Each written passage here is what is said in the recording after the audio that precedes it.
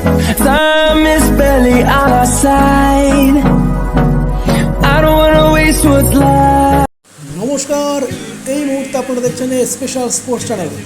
প্রথমে আসবো আজকে মোহনবাগানের খবর নিয়ে। মোহনবাগানের প্রাণভোমরা ডিফেন্স লাইনের অন্যতম সেরা ডিফেন্ডার আনোয়ার আলী, হ্যাঁ বন্ধুরা, আনোয়ার আলী কিন্তু কলকাতায় এসেছেন। যা খবর রয়েছে তা আজকেই থেকেই তিনি কিন্তু রিহাব শুরু করে দিচ্ছেন এবং তিনি যদি সুস্থ হয়ে ওঠেন তাহলে মোহনবাগানের ডিফেন্স লাইনের যে সমস্যা রয়েছে সেই সমস্যা কিন্তু খুব শীঘ্রই মিটতে চলেছে বলে আমরা জানতে পারছি। তিনি কিন্তু রিহাব আজকে থেকে শুরু করছেন হোটেলে। মূল দল কিন্তু এই মুহূর্তে ভুবনেশ্বরে পৌঁছে গেছে এবং মোহনবাগানের বর্তমান কোচ হাবাস তিনি কিন্তু খুব শীঘ্রই পৌঁছে যাচ্ছেন তার স্টাফকে নিয়ে। এবং এখনও পর্যন্ত যা খবর রয়েছে হাবাস কিন্তু সেখান থেকে অর্থাৎ স্পেন থেকে কিন্তু দুজন স্প্যানিশ ফুটবলের নাম বা স্প্যানিশ ডিফেন্ডারের নাম মোহনবাগানের টিম ম্যানেজমেন্টকে পাঠিয়েছেন। ফলে সেই দুই বিদেশি ডিফেন্ডারের মধ্যে অন্তত একজনকে যে নেওয়া হবে সে বিষয়ে কিন্তু নিশ্চিত।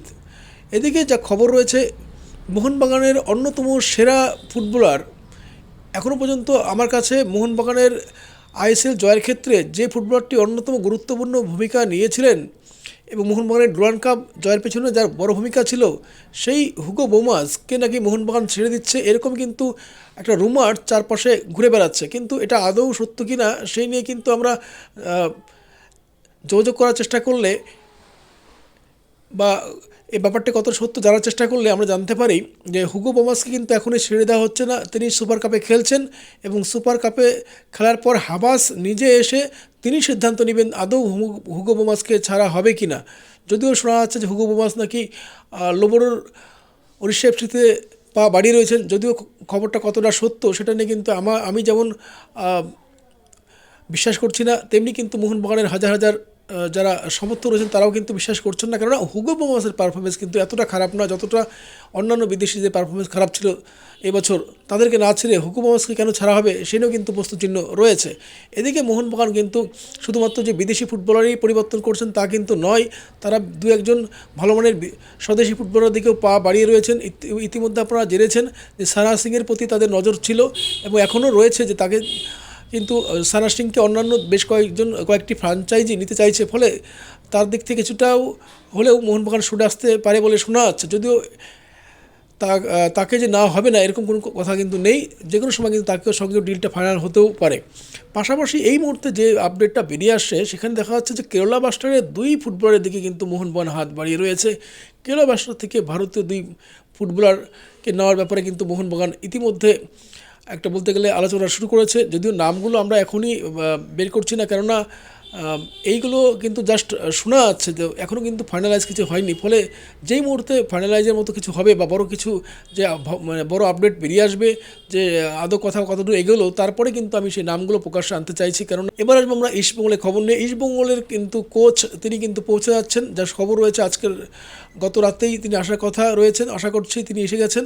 এবং যা খবর রয়েছে যে ইস্টবেঙ্গলের যে টিম রয়েছে সেখানে কিন্তু দুজন ফুটবলার বাদ দিলে যারা দুজন ইতিমধ্যে আপনারা জানেন যে জাতীয় দলের শিবিরে রয়েছে, সেই দুই ফুটবলার বাদ দিলে বাকি সমস্ত ফুটবলারকে নিয়েই ইস্টবেঙ্গলের কোচ কার্লোস কোয়াদাত তিনি কিন্তু উড়িষ্যাতে উড়ে যাচ্ছেন আজকেই বলে আমরা জানতে পারছি। এবং সেখানে যেহেতু ইস্টবেঙ্গলের গ্রুপে এবছর বেশ শক্ত গ্রুপে পড়েছে, মোহনবাগানের মতো টিমে রয়েছে, বুঝতেই পারছেন যে এই গ্রুপটা কিন্তু বেশ ভালো শক্ত গ্রুপ। হলে সেই গ্রুপে ইস্টবেঙ্গল যদি ভালো খেলতে পারে তাহলে যে একটা ইস্টবেঙ্গলকে নিয়ে যে ইতিমধ্যে উন্মাদনা সৃষ্টি হয়েছে যে ইস্টবেঙ্গলের বিগত বছর থেকে যে এবছরের পারফরমেন্স একটা ভালোর দিকে যাচ্ছে বা আগামীতে যে একটা ভালো ইস্টবেঙ্গলকে নিয়ে স্বপ্ন দেখা যায় সেটা কিন্তু ইস্টবেঙ্গলের লক্ষ লক্ষ সমর্থকরা ইতিমধ্যে উপলব্ধি করছেন।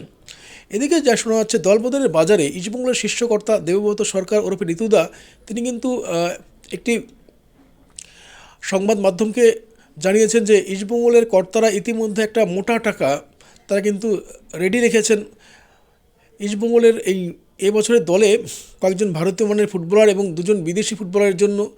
এবং তার জন্য সেক্ষেত্রে ইস্টবেঙ্গলের কর্তারা প্রয়োজনে 50%-এর চেয়ে বেশি টাকা ইনভেস্ট করতে রাজি রয়েছেন। যদি ইমামি কর্তারা বাকি টাকাটা দিয়ে দেন তাহলে কিন্তু দু একদিনের মধ্যেই অন্তত একজন বিদেশি এবং 3 জন কম করে ভারতীয় ফুটবলারকে নেওয়া হবে খুব শীঘ্রই। ইস্টবেঙ্গলের নজরে আপনারা জানেন এই মুহূর্তে কিন্তু ইস্টবেঙ্গলের নজরে একাধিক ভারতীয় ফুটবলার রয়েছে, যেমন হায়দ্রাবাদে 2 জন ফুটবলার রয়েছেন, নিখিল পূজারি রয়েছেন, হিতেশ শর্মা রয়েছেন। এবং আমার কাছে যা খবর রয়েছে, সাহিল তেভোরা, আপনারা জানেন এই সাহিল তেভোরা 28 বছর বয়সী ডিফেন্সিভ মিডফিল্ডার, ইনিও কিন্তু হায়দ্রাবাদ এফসি ফুটবলার। এই সাহিল তেভোরাকেও কিন্তু ইস্টবেঙ্গল চাইছে বলে আমরা জানতে পারছি। পাশাপাশি হিতেশ শর্মার প্রতিও ইস্টবেঙ্গলের নজর রয়েছে।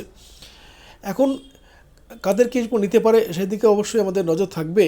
কিন্তু যা খবর রয়েছে, ইস্টবেঙ্গলের যে রিক্রুটাররা রয়েছেন তারা কিন্তু ইমামি কর্তাদেরকে বোঝাতে চেয়েছেন যে ইস্টবেঙ্গলের দলটাকে যদি শক্ত করা যায়, অর্থাৎ 2-3 জন ভালো ভারতীয় মানের ফুটবলারের সঙ্গে যদি 2 জন ভালো মানের বিদেশি ফুটবলারকে আনা যায়, বিশেষ করে ইস্টবেঙ্গলের বর্তমান যে স্ট্রাইকিং সমস্যা রয়েছে, গিল্টন সিলভার সমকক্ষ কোনো স্ট্রাইকার কিন্তু এই বিদেশি স্ট্রাইকার কিন্তু ইস্টবেঙ্গলে নেই।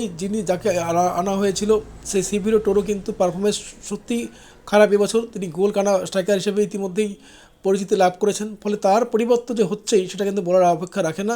পাশাপাশি একজন ডিফেন্সিভ ফুটবলারও নেওয়া হতে পারে বলে শোনা যাচ্ছে। তো এই ছিল আজকে ভিডিও ভালো লাগলে অবশ্যই লাইক, শেয়ার এবং চ্যানেলটি সাবস্ক্রাইব করতে ভুলবেন না। নমস্কার।